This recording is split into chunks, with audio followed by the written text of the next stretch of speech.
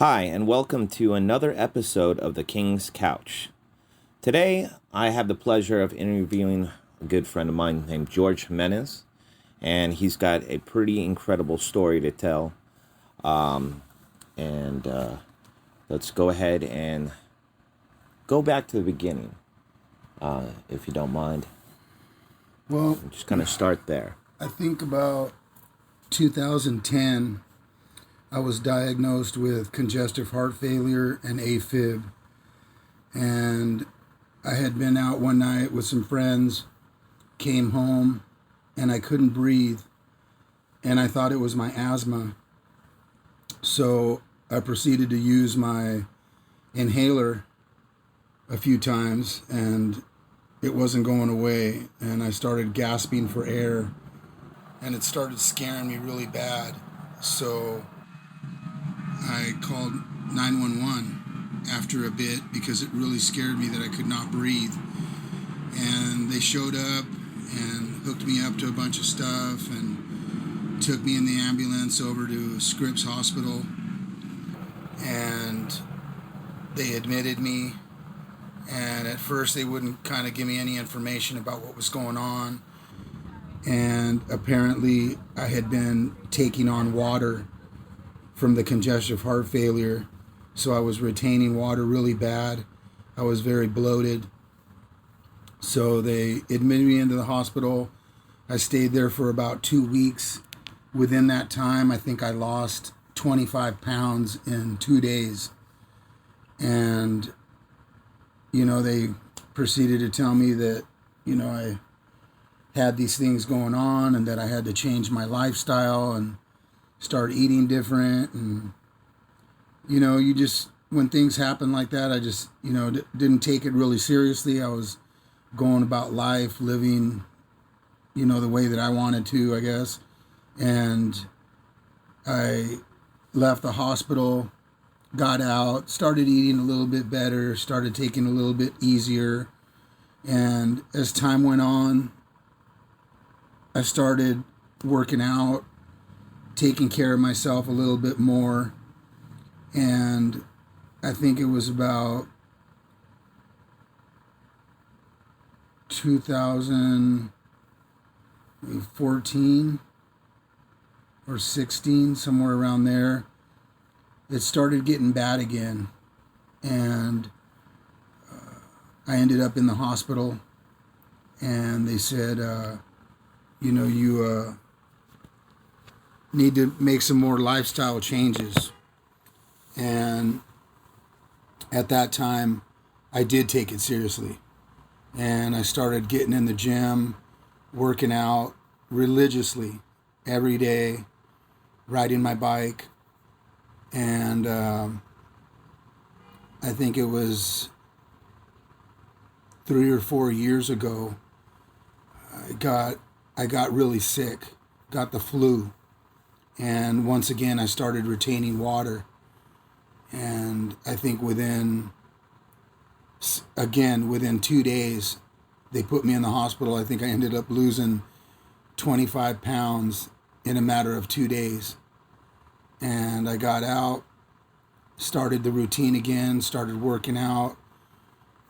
I think it was maybe about a year later, or a couple years later, that it was right before COVID hit. And I think maybe 6 months actually before that, they had put a pacemaker in my heart because it started getting very weak. At one point, it was pumping at 37%. Then it went down to, I think, 19%. And then ultimately, it went down to 13%. So when I was in the hospital, they started putting this pacemaker in. And I had it in, I don't think it was even a year, because right before COVID hit, that December, before that March, when we heard that COVID was hitting us, I had gotten really sick. There was a guy in the gym that had traveled to New York. And I remember that that's where he had gone, because he came back and told us, the story about his little vacation. And obviously he was in a plane flying, and when he got back, he was hugging everybody. He hadn't seen everybody in so long. And it was right around Christmas. I think literally like 2 days after Christmas, my daughter had gotten sick.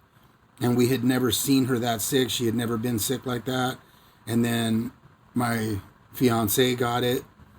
And then I had gotten it. And being that I have congestive heart failure and AFib, it hit me a lot harder than it hit them. And I had never been sick in my life the way that I had been sick at that point. And I think it was maybe a few weeks later that, I just didn't want to go to the hospital. I was being a hard head, and I was still going to the gym even though I was sick. And my fiance kept telling me, you're crazy. What are you doing? And being a guy, I didn't want to lose all my muscle. So I kept going. And next thing you know, I just was too sick. I remember going into the gym one day and racking some weights to do some bench. And I did one set, and I literally said, there's no way. Like, there's something wrong. Like, I just knew it was more than just the common cold or flu. And so I came home, and she kept telling me, you need to go to the hospital. You don't look good. You don't sound good. I was waking up all night, and I would barely get maybe 2 hours of sleep. I'd go to bed, say, about 10 o'clock, and by 12, I would wake up, and I would be gasping for air, and I would, at some points, I would even start crying because it was scaring me so bad of what was going on. But I was just being a hardhead. I did not want to go to the hospital because I knew they were going to keep me. And so it just finally got so bad that I ended up going to the hospital. And sure enough, they kept me and said, things are getting really serious. Your heart is very, very weak. You're not going to last very much longer. And what they did was they went in and changed the pacemaker that I had to a defibrillator. Defibrillator had controls so that they control my blood pressure, my blood from going up and down. And what they did was they cauterized a little bit of my heart because they couldn't stop my heart rate from going up so high. So they ended up cauterizing the heart. They were able to control the heart rate. And while I was in there, they said, at some point we're going to have to get you a heart transplant. And I think that scared me. It scared me a lot. I had never been in a position like that my whole life where my health was deteriorating so quickly. And up until that point, I had been in the gym every day, every single day for 5 years. And I think a year before this happened, I was going 3 times a day before 11 a.m. I would go in the morning at 8 o'clock when the gym opened. I'd work out for 45 minutes to an hour. I would come home, take a break, eat a protein shake, take about a half-hour break, go back to the gym, go out for another 45 minutes, go ride my bike, go back to the gym for another 45 minutes, get back on the bike and ride for about anywhere between 30 to 40 miles a day.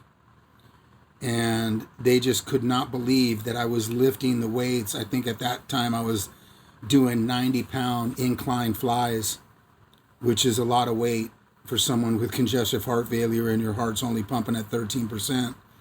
And I was eating good, taking tons of, really good, clean supplements. So they just could not understand how it had gotten so bad. But when I got to the hospital and I had gotten that sickness, which at that time, they weren't calling it COVID, but I truly believe that that's what it was, because I couldn't breathe. And being that I have asthma and COPD, I was like gasping for air, and it felt like an elephant was sitting on my chest. And once I had gotten out of the hospital, they sent me to a different doctor that was monitoring the defibrillator and kind of working the controls to keep my blood pressure at a certain rate.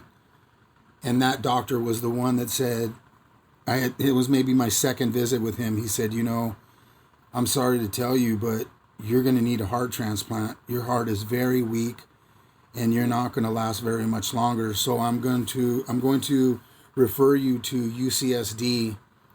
There's a doctor there by the name of Dr. Adler, and he has a really good team, and they're going to help you.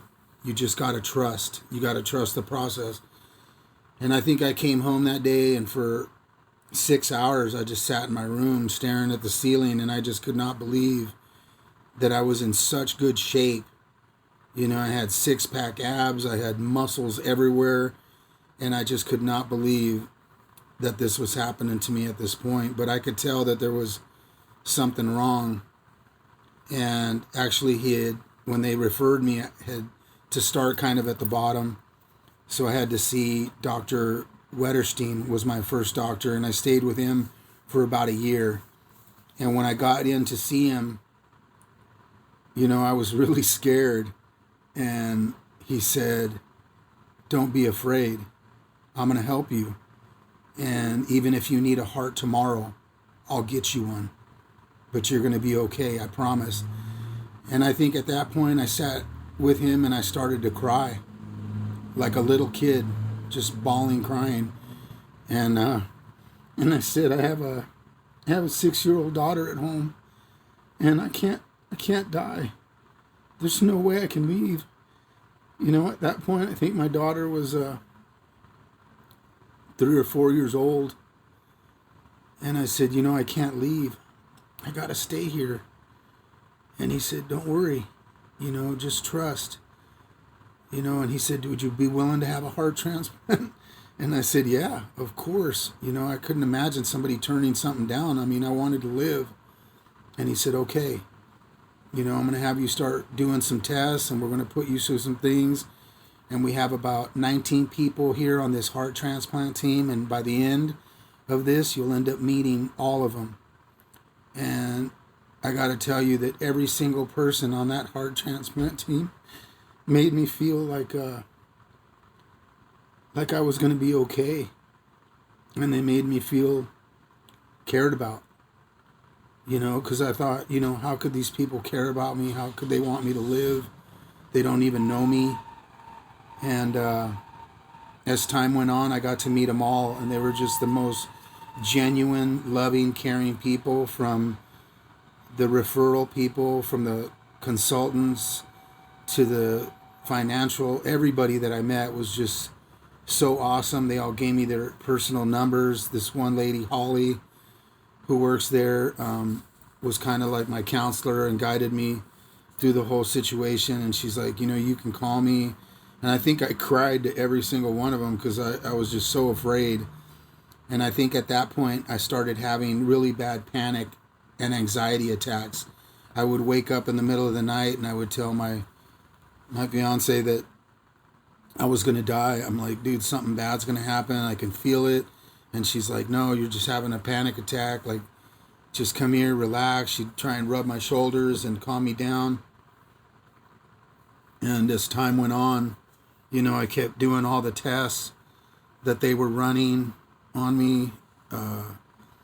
Next thing you know, I think it was about June, and we had finally started getting towards the end of all of the tests.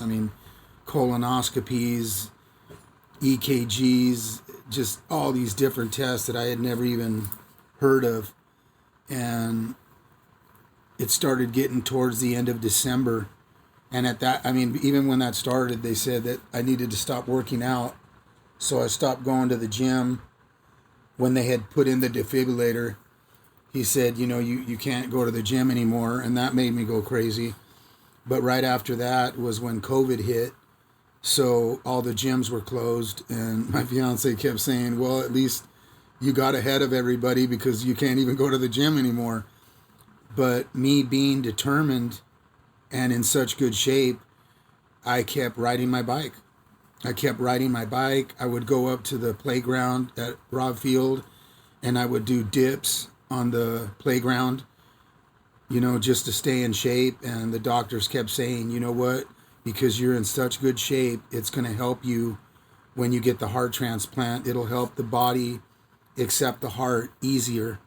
So, I think it was maybe November, December, and they said, look, we're going to start getting you to that point. We're going to get you on the list. And I just kept asking, when am I going to be on the list? And, they said pretty soon. We just have to keep running these tests and waiting. And I'm like, come on, man, let's do this. And and it's not that easy. You have to take a few steps before you get to that point. And I think it was right around January, and I had finally finished everything. And they said, you know what, we're ready. They did all the paperwork. They turned everything into my insurance company, and they okayed it so that I can get it. And I think it was January 7th that I finally got put on the list of 2021. And it was 3 weeks to the day that they called me on a Thursday night, and they said, we have a heart for you. It's in Colorado. This person, they had asked me if I would be willing to take a DCD heart, which is a heart that is from someone who is brain dead. And they had been doing these heart transplants in Europe for a couple of years, and they had been working. So they decided that instead of letting all of these hearts go to waste from these people that were brain dead, that they were just pulling the plug on and letting pass, that they were able to use the hearts, and people were living a very long time. So they said, would you be willing to take one of these hearts? And at that point I was like, man, I just want to live. Is it going to be, is it going to be a good heart? Is it going to help me live? And they said, yeah. We've had great success. We've done about 50 in the past year here in the United States. So I said, okay, let's do it. And next day they got to the hospital. A guy came in, it was like a nurse, and he said, I'm going to be flying to Colorado where the heart is. And, after they pull the plug, and I guess what they have to do is let the person pass away, because legally they can't, just extract the heart out of them. So they pull the plug, they let them pass, and then they revive the heart. About 5 minutes later, they take the heart out, they put it in a box, get it on a plane, fly it here. And the doctor that's doing my heart transplant was Dr. Pretorius, who is the head heart transplant surgeon at UCSD and pretty much the king of all kings of heart transplants. And they said he wants to do your heart transplant. Whoa. And it was like, wow, I got the best guy pretty much in the United States doing my heart transplant. So I felt a lot safer, doing it. That's a huge blessing, man. Yeah. And I think that, I was still afraid, still having the panics and anxiety attacks. And what happened was, they got the heart here. The nurse said, I'm going to fly with the heart. I'm going to bring it back to you until it's in your body. I'll be there with it the whole time. And it was maybe 3 p.m. And I think about 5 o'clock, they had me in the bed. They had taken my blood. They had me in a gown. And I was like sitting there with Colette. And, I was scared, just like, man, like what's going to happen? Am I going to live? Am I going to die? Like, they're taking my heart out of my body, just so many emotions, going through. But, there I was like a warrior, just ready to take on this fight and challenge. And they came in about 5 p.m. and they said, you know what, we're sorry to tell you, but we're not going to be able to do the heart transplant. There's something wrong with it. And of course I was pretty upset, really let down, sad, because I had built myself up to it, and here we are not doing it. And at that moment too, I thought, you know what, at least I know they truly care, because they're not just doing the heart transplant, like, let's just see what happens to them. So that made me feel better. So I came home and got on my bike the next day, went up to the school, did my dips, rode my bike, and just went on, like the way that I was being.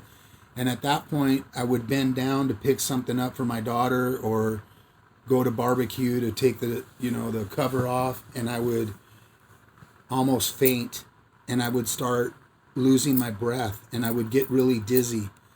So that's how I knew that the heart that I had was not good, and it was on its final days. So you felt like your condition was just getting worse by the day. And I was eating good. I still was, taking care of myself. And luckily I had stopped drinking 5 years prior to all of this happening. I had just, when my daughter was born, I decided that, I wanted to be sober, be present in her life. And they said that also was going to benefit me in my favor, that, that I had been taking care of myself like that, and that I had stopped drinking. And I think it was 3 weeks to the day again when the heart was bad and they sent me home. And it was like, I think a Friday morning at about 9 a.m. And they called me and they said, hey, we have another heart.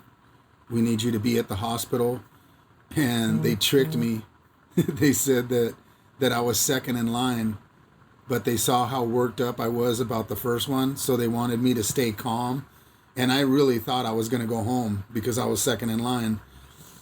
And we got to the hospital at 12 in the afternoon, and at 3 o'clock they walked in and said, are you ready? And all the doctors walked in, and I was like, what? I thought I was going to go home. And they said, nope, this is it. We're ready. The heart's good. Dr. Pretorius looked at the heart. Everything's good. And I jumped off the table like the warrior that I am. And I said, let's do this. And I gave Colette a hug. And I walked in. And I just started walking down the hall with all the surgeons and nurses. And, up until that point, I had been having these dreams and thoughts, premonitions of how it was going to be. And I saw myself being wheeled in on a gurney and me staring at the ceiling of the hospital with the lights and me passing them as I was going in. And it was nothing like that. I was able to walk in on my own. And I walked into the room and I saw the table and they were all getting ready for me, and all the techs and assistants and everybody was, getting all the machines ready. And, I saw the table there laying there, with the arms to the side. And I was just like, kept thinking, well, this is it. But not once did I have any regrets or was ready to turn back. I laid on the table like they told me and took off my gown and laid there. And I remember laying and looking at the ceiling and seeing the lights like I had seen in my dreams. And the nurses started hooking me up to everything. And next thing you know, they laid me down, and I remember them getting me ready, and all of a sudden I just, a tear came out of the side of my eye. And it wasn't from fear. It was just that things had ended up like this, and here I was. And I remember one of the male nurses put his hand on my shoulder and he said, you're going to be okay. You have the best surgeons in the world working on you. You're going to be okay. I promise you. You're going to wake up in a few hours and you're going to have a brand new heart and you're going to be able to live a long life. And I just said, okay. And they asked me what type of music I liked, and I said oldies. Right. And they put some oldies on, like 92.5 type music, and that's all I remember. Next thing you know, they said, we're going to give you something to relax, and I don't even remember that. I just remember waking up in my hospital bed with tubes coming out of everywhere, everywhere. And my stomach, I had a huge tube, looked like some type of valve from a car, and it was to drain the blood that was coming out of, the inside of the incision in my heart. I had this thing on my head. I felt like I was Back to the Future or something. And I remember seeing Colette sitting there on the chair, and I just kept thinking, I'm alive. Like, I just couldn't believe it, that I had made it through. And she came over and said, you're going to be okay. You made it. And I just couldn't believe it. Like, I had woke up, it was like a dream. And when I was in the heart transplant, the one thing that I remember is that I saw a bright light, just like they talk about. And I have been watching a bunch of YouTube videos up until the point of my surgery, and these people talking about bright lights and seeing, things. And I saw my grandma, and and she was holding my hand, and she said, you're going to be okay. It's not your time. And I just told her that I didn't want to die, that I had to be here for Sarah. And my daughter's named after her. And I told her that I named her after her. She said she was really happy for me, that I had a life and I had a family, and that they loved me very much. And that's the only thing that I remember. It's incredible that you remembered that and you had that experience. Yeah, it was... I mean, they say, you hear all these stories of people going under and seeing like a white light, or seeing a loved one. So that's absolutely incredible that you had that kind of experience, and that you can remember that vividly. And especially being so drugged up on whatever they have you, and you can remember something like that. Yeah. You know what I mean? It just... But I think that it really is such a spiritual experience. I mean, here they are removing your heart and replacing it with something else, or someone else's heart. And a gentleman by the name of Jimmy Franzo had been helping me, guiding me through it. He had had his heart transplant for about 5 years. He does some acting and voiceover stuff in LA. And I had met him through my best friend in 7th grade, Donald Logue, who's also an actor. And he had set me up with Jimmy to kind of guide me through and help me and take the edge off and the fear. And he told me that it was a very, very spiritual experience, and that when I woke up, that I would know a whole new gratitude for life, like nothing that I had ever felt. Right. And that's exactly how I felt. I just was like, couldn't believe that I was still alive and that I was getting a second chance. And then you hear so many horror stories of people having rejection or infection, and Jimmy had that when he got his heart. Mm-hmm. So, I kind of like was anticipating that, and I was fearing that next, but none of that happened. I just, once I woke up, they started feeding me a lot of steroids and anti-rejection meds. The reason they give you the steroids is to help the body accept the heart. And I would have to take steroids literally all day long. I'd wake up in the morning, they'd give me a handful, like of 9 steroid pills at 9 a.m. and then again at 9 at night. So 9 in the morning, 9 at night, and then anti-rejection meds like all day long. And they kept doing x-rays and, doing different tests to make sure that everything was okay. But they have to wait for a week before they do the first biopsy on you.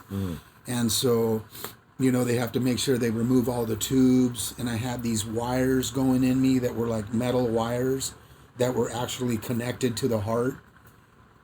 And they kind of like melt away, I guess, inside of you. But they're the ones that stick on the outside are like in these little tubes. So I had 3 of those.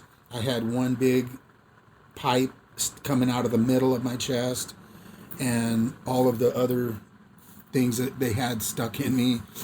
And I think it was when I first got out, I couldn't sleep because of all the medication. I mean, they were giving me ketamine, they were giving me trazodone, they were giving me muscle relaxers. I mean, it could have knocked out a horse what they were giving me, and I could not sleep.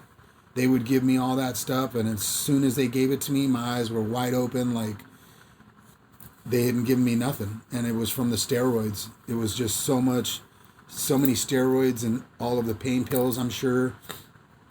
And I could not sleep. I didn't sleep for 8 days, 8 consecutive days. I think I slept, in those 8 days, I slept maybe one night for like an hour and a half. And then 5 days passed, and I think I slept another maybe 2 hours. So in 8 days, I had slept a total of maybe 3.5 hours, and I like was going crazy. I didn't know, like I thought I was gonna lose my mind, and I kept telling the doctors, "Let me go home and sleep in my own bed and know that I can sleep." And they're like, "Dude, you cannot go home. You cannot go home. It would be really bad. You have to stay here." And then being in the hospital, being on a hospital bed, I have back problems. So they just kept getting worse and worse from sleeping in that bed. Whereas I couldn't even like walk and bend over because it was like excruciating. And they were giving me like Oxycontin, so many pain pills. And it literally wasn't doing anything to my back, the pain in my back. It was just keeping like constantly. And I was like, finally, they were putting heat packs, cold packs, like everything to try and take my back pain away.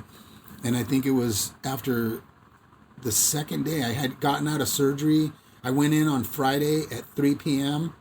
I was in surgery until 9 p.m. at night. And I think that's the one thing I forgot to tell you is they had called Colette during the surgery about after, I think, 6 hours. They said, "Your husband is a really strong guy." And she's all, "Why do you say that?" And they said that I stood up after the surgery, after the new heart was in. I stood up on the table and pulled all the wires out of me and tried to get off the table. So they had to put me in a 4-point restraint, and so that I wouldn't get up.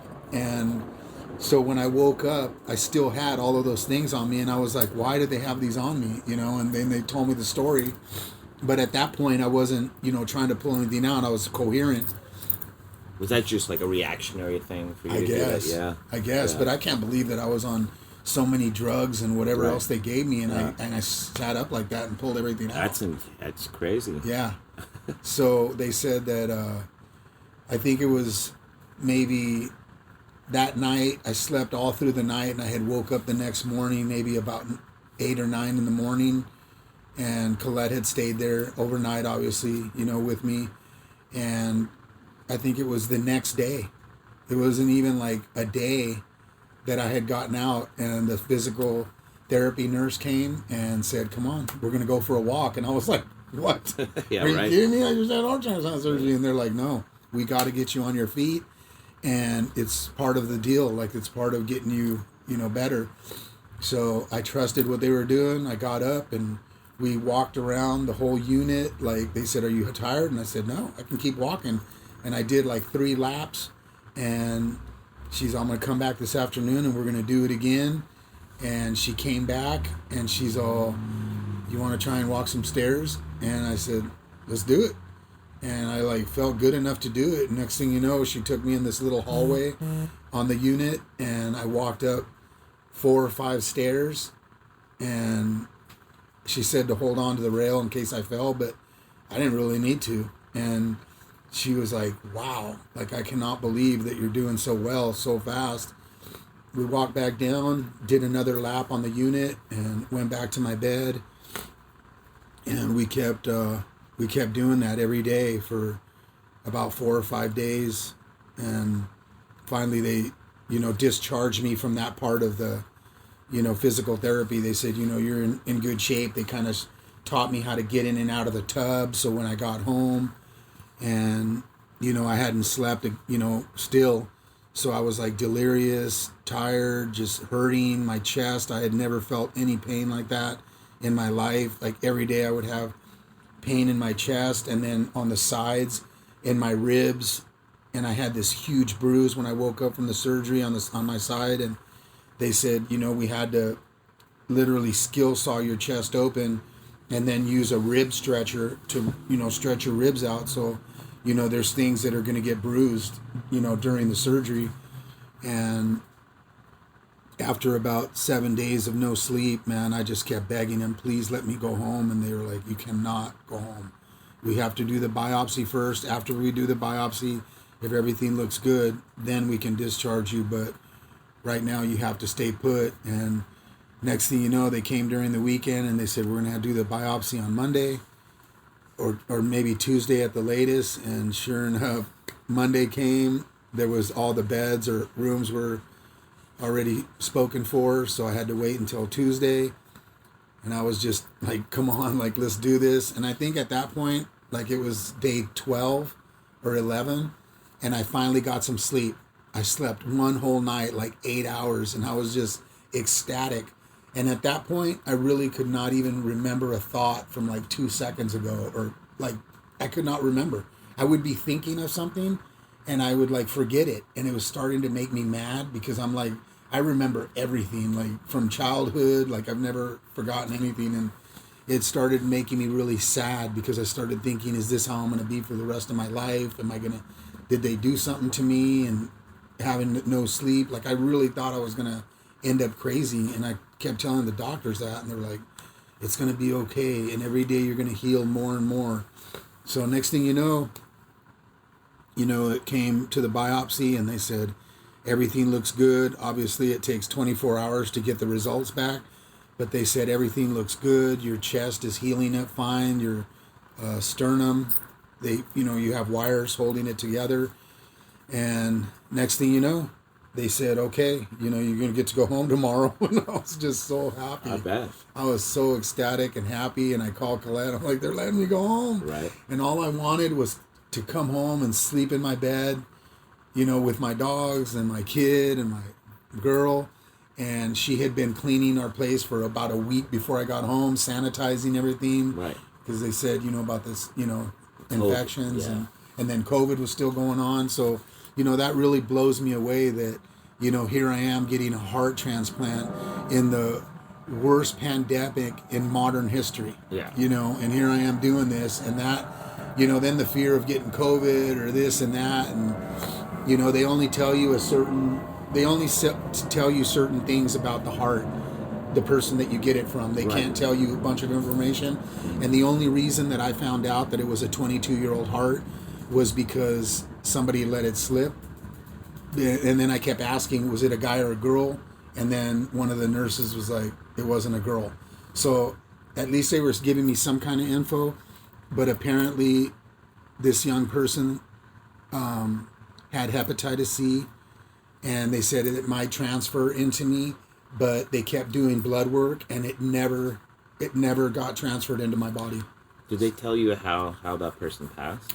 No, they don't tell you that. I figured that was disclosed. Yeah, they said that they were... Some they couldn't disclose. Yeah, they said that they were obviously brain dead and that the parents decided to pull the plug and that they wanted their heart to go to somebody. Right. They wanted it to save a life. And, they just gave me a little bit of info on them of, what kind of type of life they had had. Mm-hmm. And then next thing you know, they said, after a year, we will let you write a letter to the parents. And it's up to them whether they want to reach out to you or not. So I'm going to reach out to them after the year and write that letter. And I'm going to put my heart and soul to it and let them know how much this meant to me. And that, they gave me my life back. And that I get to watch my daughter grow up and, right. Be with my fiance and have a life. Like I just... with COVID and everything happening and people passing away daily, you really get grateful. And I do an update every day since I got out of surgery I have like a cult following on Facebook and Instagram, and people that don't even know me started following my story.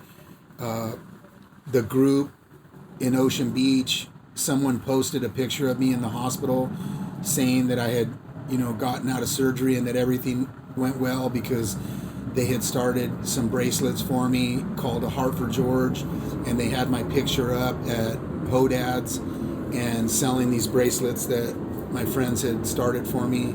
And so all of the community knew who I was, and they were saying, I know that guy, I see him riding on his bike, right. And he's always singing disco songs. I would sing the Bee Gees, and I'll sing Tupac. And good vibes, happy. Yeah, just happy, right. Just enjoying life. Because all I kept thinking was, you know what? If today's going to be my last day, I'm going to ride my bike and I'm going to sing as loud as I can, feel that joy that music gives us all. You know, want to have a smile on your face.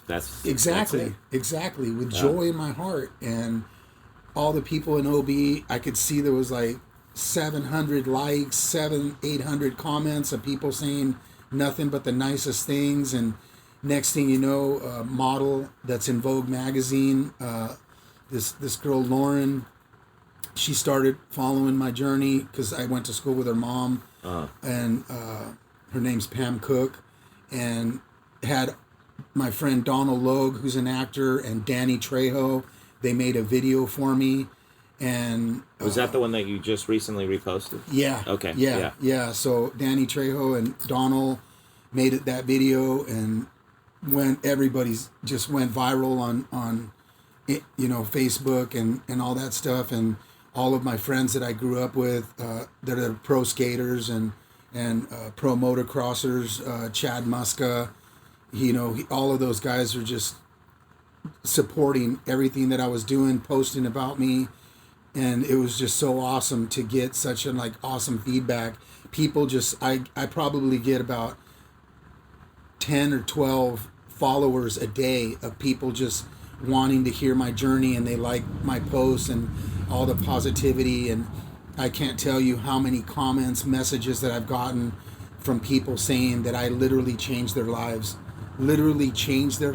by hearing my story, how much I inspired them to either start changing the way that they were living by stopping using drugs, alcohol, eating too much, health issues that they were going through, and that I just helped them, inspire them to go through what they were going through. I mean, I can't even catch up to them because they send me messages all day long asking for advice. I helped a lady up in Washington that couldn't find a heart, and I referred her to UCSD so that they could get her a heart, because they help people from all over the world, Canada, all over the United States, come here to get these hearts, and then after they get them, they go home. Right. So it was just really awesome to see myself as an inspiration and to help people the way that I have. I've been a drug and alcohol counselor for adolescents pretty much my whole life, and have helped countless of people get sober and get their lives together. But this is just like another step, like a bigger step forward, to be able to help people that were, that have cancer, that have, we're having double lung transplants, heart transplants. And, one of the people that I met when I was really going through it, after about a month in the hospital, I met this kid. His name's Isaac, and his name's Isaac Gonzalez. And I was really having a hard time one day, and having panic and, trembling from the steroids. And he's 17 years old, and he got a heart transplant, and he's actually a month ahead of me. He got his a month before me, and God put that kid in my life that day, because I met him and I talked to his dad, and his dad started crying when I started telling him my story. And, I just couldn't imagine going through this at 17 years old. I'm 55, but to imagine going through this kid going through at 17, it just blew me away. Yeah, he hasn't even lived yet. Yeah. And he just, we talk to each other. I call him my little heart brother, and he just is the most awesome kid. We talk to each other through text all the time. I talk to his parents. Some of the pro motocross guys gave me a bunch of stuff, and I actually sent him a signed jersey that Carrie Hart and Big B gave me, and I gave it to him. I don't know why. I felt like this kid needed to have it to maybe bring him some joy and lift his spirits.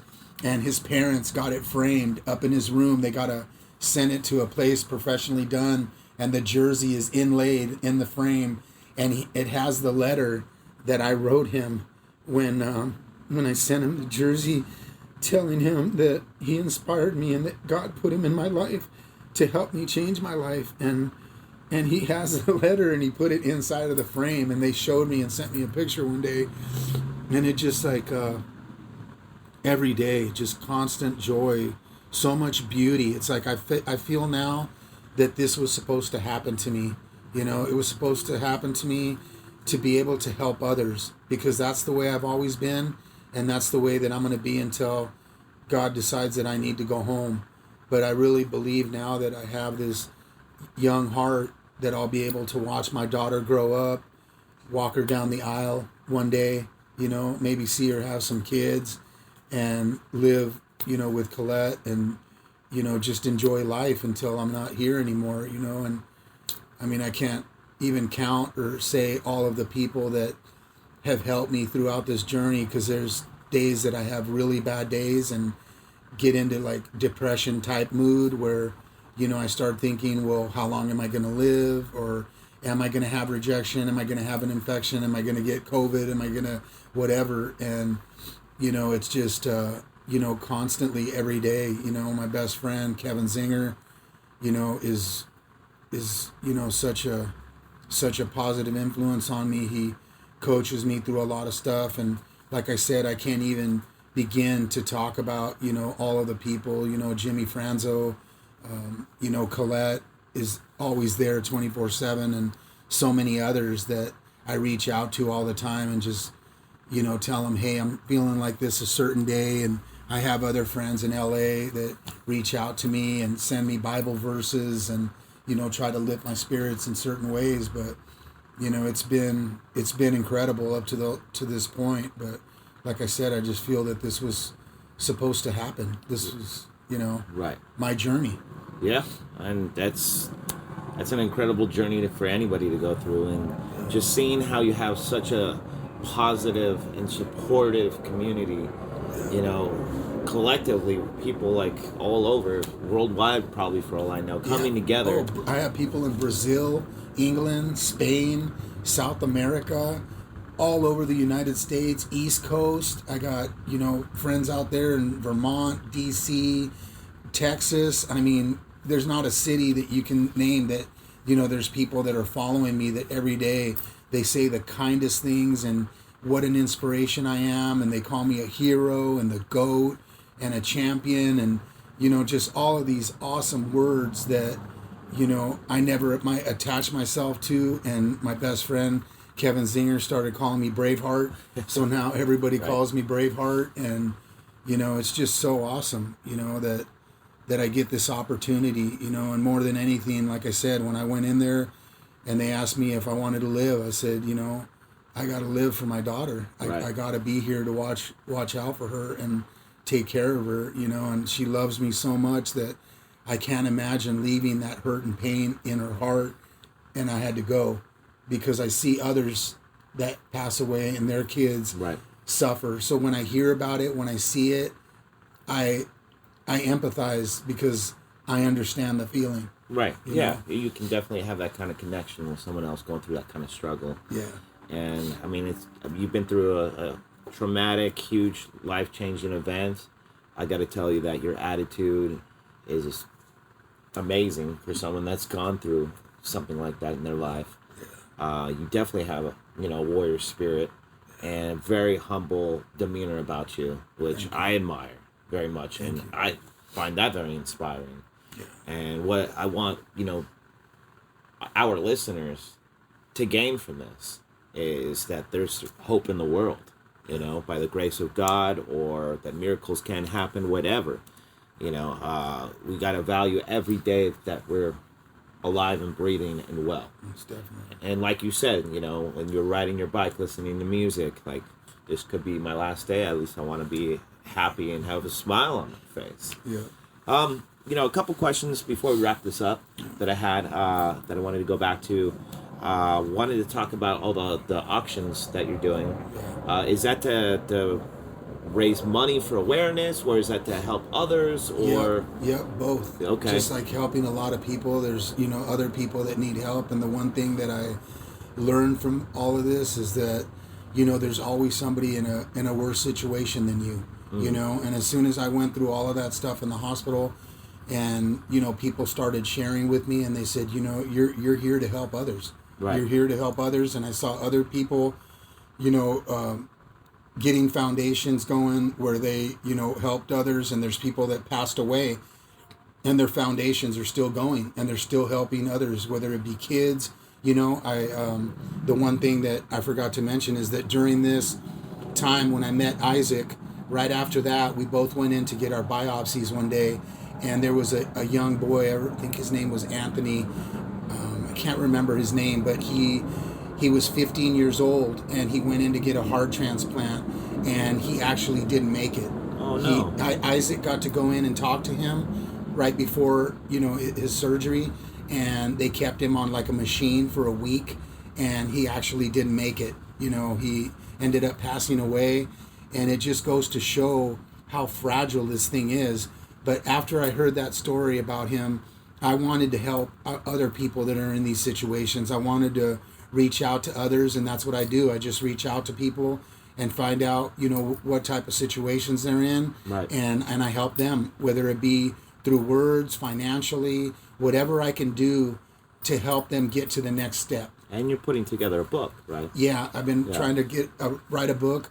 I have a friend of mine that's been helping me write it, and actually Jack Grisham from TSOL is helping me in the beginning, guiding me, and once I get the book written, he's going to help us with his publisher to be able to get the book published. And I have other friends in Hollywood that are actually waiting for us to finish the book so that we can start writing a screenplay and turn something into a movie.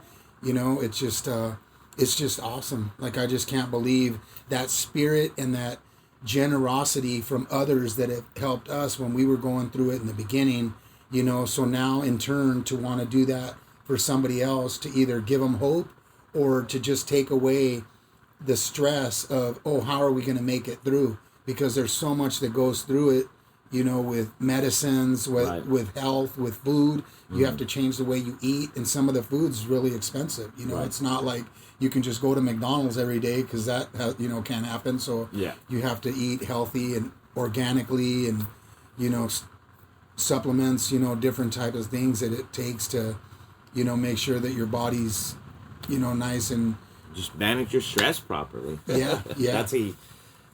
Stress management is something that I practice in every day with my patients, and that's really the root of all serious problems and health issues out there. And mental is half the game. But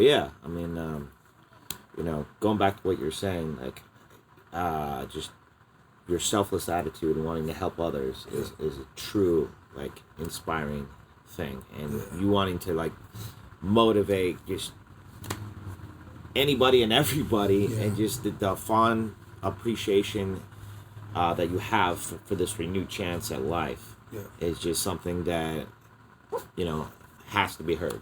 So it's a real honor to have you on the show, and I appreciate you sharing your story with us today. Thank you. I appreciate it. I'm so glad that I was able to do this, and I hope that someone gets something out of it, and that they know that everything's going to be okay, and no matter what you're going through in life, that everything will work itself out. It's just not everybody gets a second chance like this, and I am truly, truly grateful, and I'm so blessed in having the UCSD heart transplant team help me the way that they did. Like, I really look at those people like angels, and what they did to me and giving me my new heart. And also, before I go, I have to thank the heart donor and the heart family.